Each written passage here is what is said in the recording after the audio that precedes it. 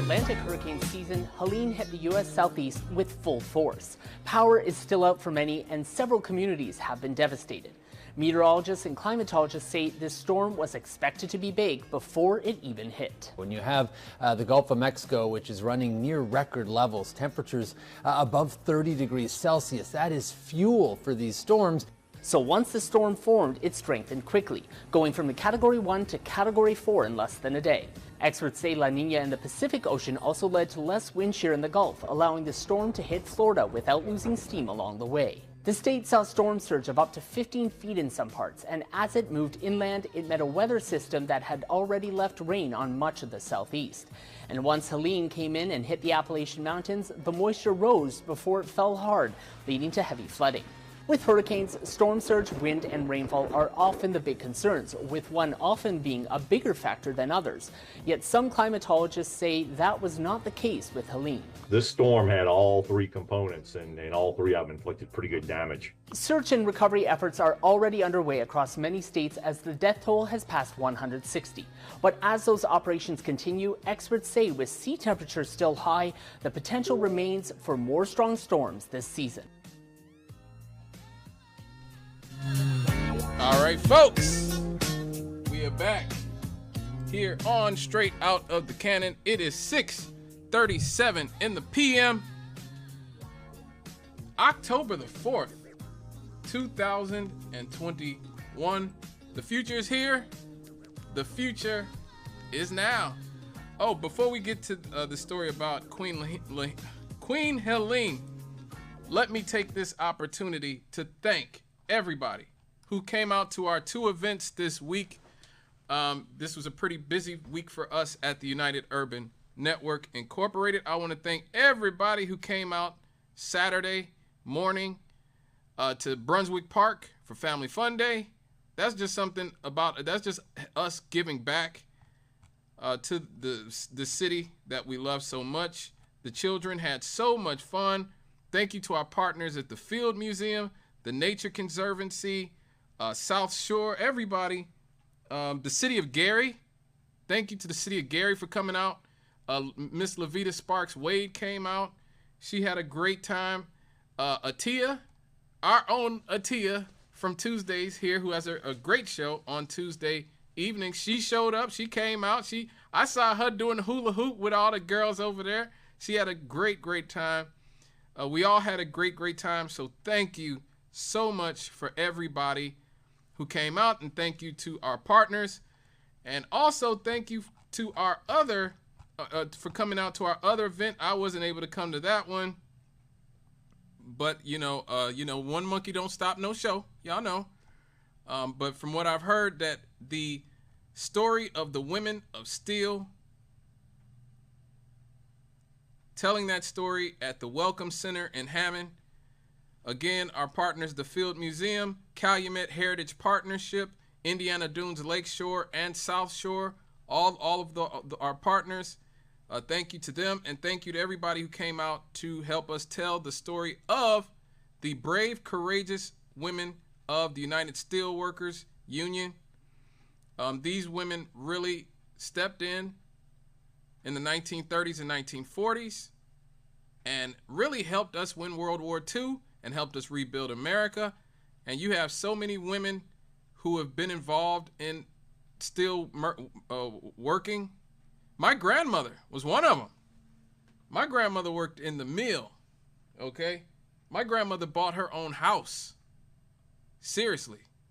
So when you see all these women talking about, I don't need a man, whatever, my grandmother wasn't messing around. And she's still with us today, just celebrated 95. I'm happy to have her still. But yes, thank you to everybody who came out to Brunswick Park and to the Welcome Center in Hammond to celebrate the women in steel. But let's get back to Hurricane Helene. Hurricane Helene has officially become the second deadliest U.S. hurricane since the year 2000. Just behind Hurricane Katrina. We're at well over 200 deaths in Hurricane Helene. Obviously, Hurricane Katrina killed at least 1,200 people. So we're still considerably behind that. Officially, well, what we know is that there's been deaths that have been reported in South Carolina, Georgia, Florida, North Carolina, Virginia, and Tennessee. So this was a very big storm. This was a giant storm. This was a once in 1,000-year storm that we are seeing happening more often. It has surpassed Hurricane Ian and Hurricane Sandy, which both killed around 160 people. Only 3 other storms have been as deadly since 1950, and that is Hurricane Diane, Hurricane Camille, and Hurricane Audrey.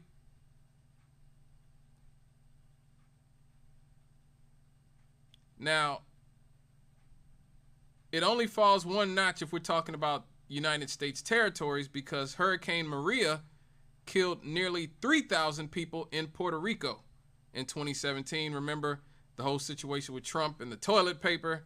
That was a very controversial moment in his presidency.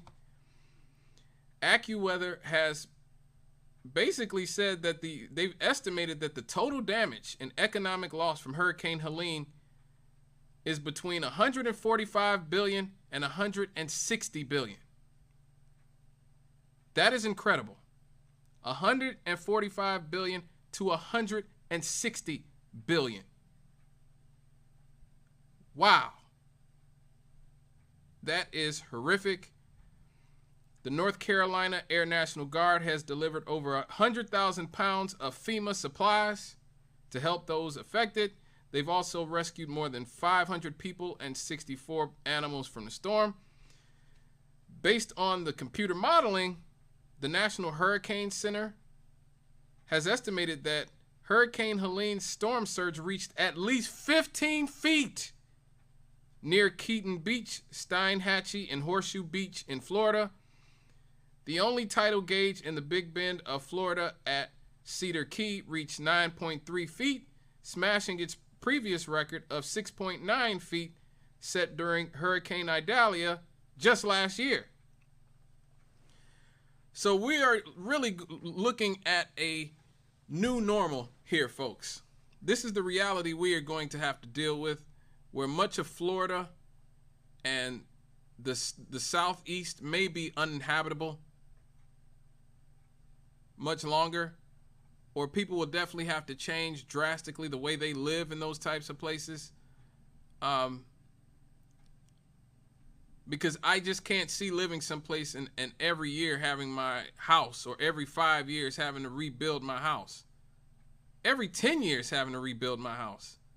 I couldn't imagine that. I could not imagine that. And really, we're seeing an increase in these types of storms that were once 100-year storms are happening every few years, and once every 1,000-year storms are happening once a decade.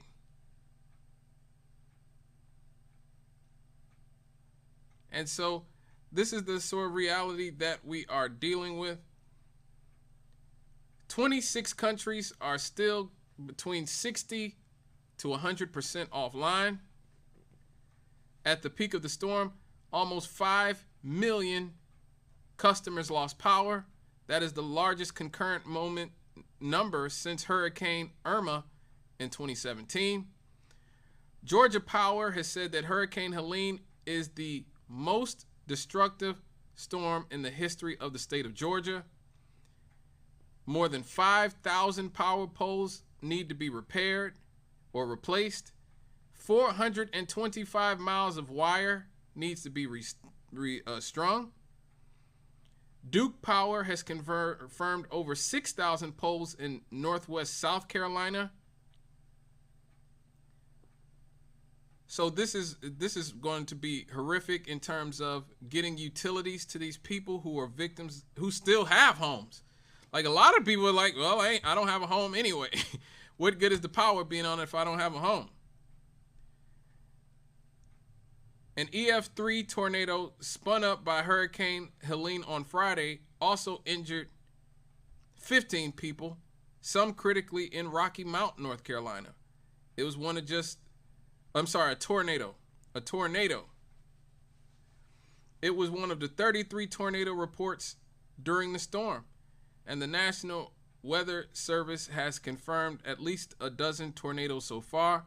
I couldn't imagine that. You get hit with a hurricane, and then immediately comes a bunch of tornadoes fed by it. One of the things that I've always valued about living here in Northwest Indiana on the Lake Michigan, the greatest of all the lakes, is that, I've never experienced a real tornado or earthquake or hurricane or any of that stuff. We don't have that stuff up here. I've been through some ice storms, but never a earthquake or a tornado up this, we don't even have tornadoes up this far up north. I think I've seen something about probably about 20 years ago, south going towards Maryville in Gary, there was a tornado, but definitely not up north near the lake where I've lived my entire life, from East Chicago and Gary, Miller Beach. Never seen a tornado where I'm from, where I'm at. And, we may have a lot of problems here, but thank God that those type of catastrophic weather events is not one of them. A total of 5,785 National Guardsmen have been deployed in the southeastern states, according to the Pentagon. This includes boots on the ground, as well as helicopters, drones, search and rescue teams, and high water vehicles. The Biden administration approves $567,000 military package for Taiwan while this is happening.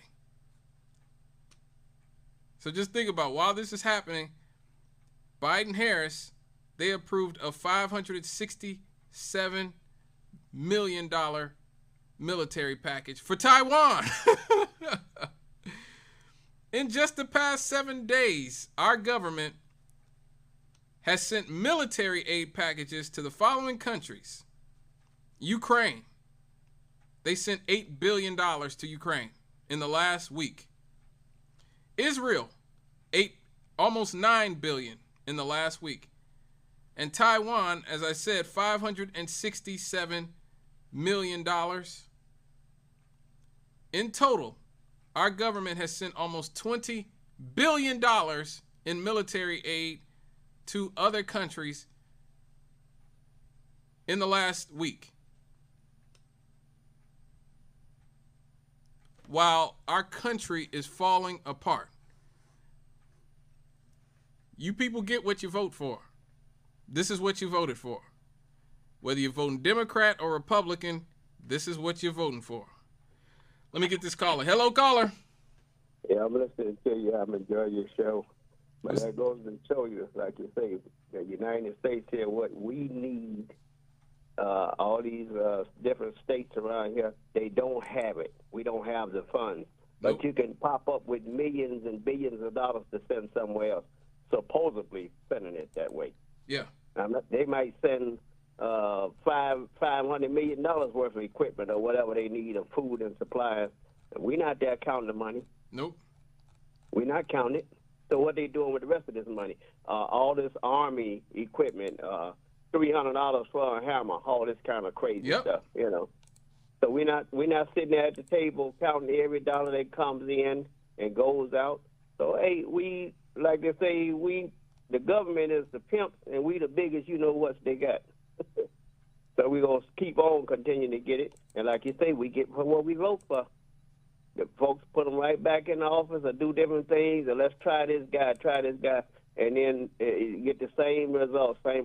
So if they're crazy enough to keep voting and putting people in here that's not going to look out for the rest of us, then we're going to continue to get what we're getting, the short end of the stick. Yep. Thank you.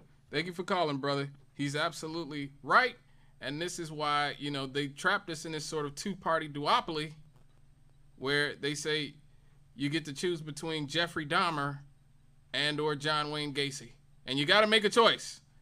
Well, John Wayne Gacy didn't eat his victims, so he's the lesser evil. But he's still a serial killer. I don't want to vote for either serial killer. What is the problem? Let me get this other caller. Hello, caller.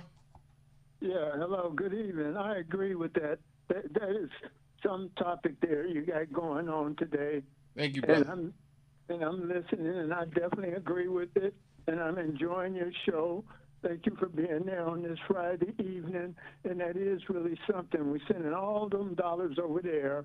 Now, just just break off a little bit and leave over here. Mm-hmm. What about if we can take some of that money and put some of these black communities around here and some of the white communities around here that really need the dollars, but we sending money way over there. Yep. And they expect us to just walk around and be happy. Yep. Just be happy. Oh, this is the United States. You're in a great country. Yeah, right. You see what I mean? Yep. You're sending all that money. I'm sorry. Thank you very much. And I appreciate you coming on this evening, man. It's all good. Thank you for calling, brother. You're welcome. You were spitting. You were keeping it 100. And that's absolutely true. And one thing you forgot is that we're importing people and giving them money. We are importing people illegally or giving them temporary legal status so that we can have an excuse to give them more money of the people's money. I refuse to believe that the people who run our society are just all stupid. They're not stupid. They're not this stupid. They are diabolical. There is something behind it. You know, I played the audio of Dick Durbin from Illinois, who's been the senator since I was a kid, saying that they wanted to import all these people because Americans weren't joining the military, and so that they need fresh meat.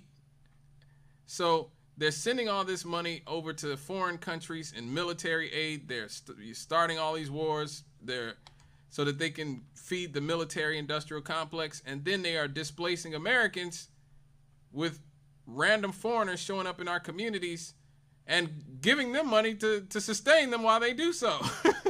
While again, we have people, and FEMA is giving people $750 for groceries. And get this, they say FEMA's running out of money, that FEMA won't be able to sustain this. After giving people just $750 for groceries. That's it. Let me get this call. Hello, caller. Okay. Hey, Scott. What's up? Now, anybody with common sense knows. See what Uncle Sam is doing? How he giving out this and giving out that? Do you know Uncle Sam, whatever he's doing with all this giving and giving and giving, you think Uncle Sam just giving away and not receiving anything back? Oh, no.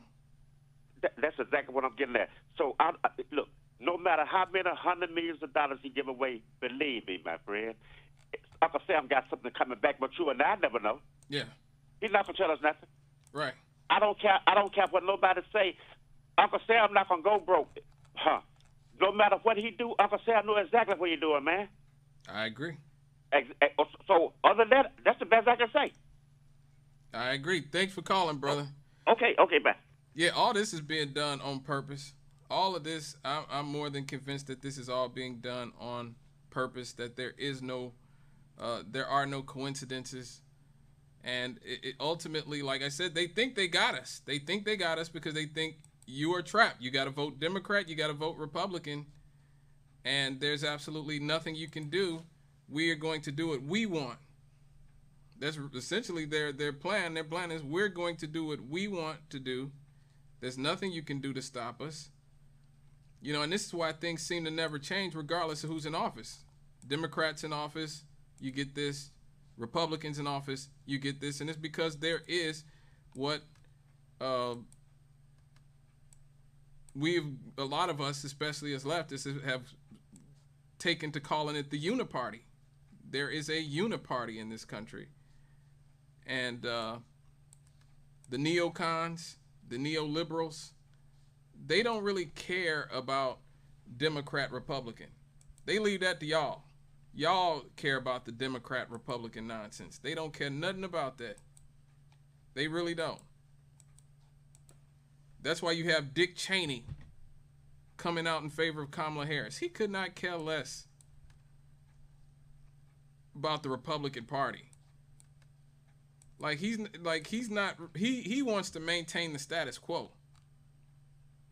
That's all he's concerned with. And his daughter too. And you're seeing all these CIA, FBI, deep state, neocons, neoliberals, all these people, they're all sort of colluding around the same ideas, the same topics. They're coming down on the same side of most of these issues. And so they think they got you. They think they got you. They know you're not going to vote third party. They know you're going to vote for them one way or the other. So here you go. All right, folks.